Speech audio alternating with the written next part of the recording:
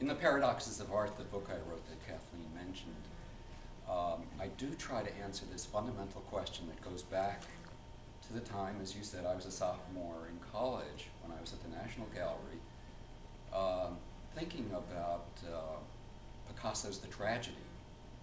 And it affected me very much, and I wanted to know why it affected me so much and how. And that sort of provoked me to think about this whole issue about the significance of paintings and how they make a difference to our lives and what that meant. So that was the inspiration of the book, which I started many years later. It took many more years to write. And this talk will be sort of a part of that. It would take too long to give sort of the metaphysics behind the talk, and so you'll get more of the dessert of it, or at least what I think is the dessert of it, rather than the more analytical work.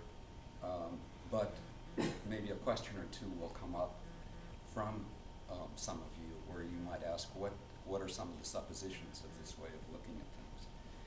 So, in this talk, we'll look at 3 paintings in the Western tradition. Let's see if this is... This one, very famous, of course, in the National Gallery, Woman Holding a Balance. And this painting I write a whole chapter on and look at from a phenomenological point of view. As opposed to, when I use that word, I'm using it roughly in terms of one's affective perception, rather than looking at it in terms that historians might usually look at it. How do we feel and experience the painting? And why ultimately does that matter? Is really another variation on my question.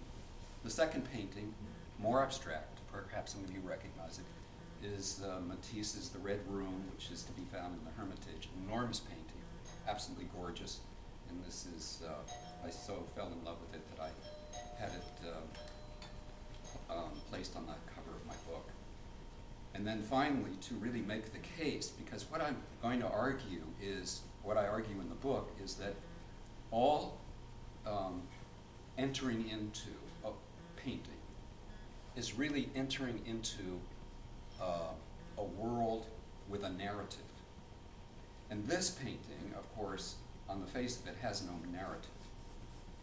And so Rothko, who is the painter, is sort of a test case. It's a little bit easier for me to argue for the narrativity of the Vermeer, a little bit harder for the Matisse, still harder for the Rothko.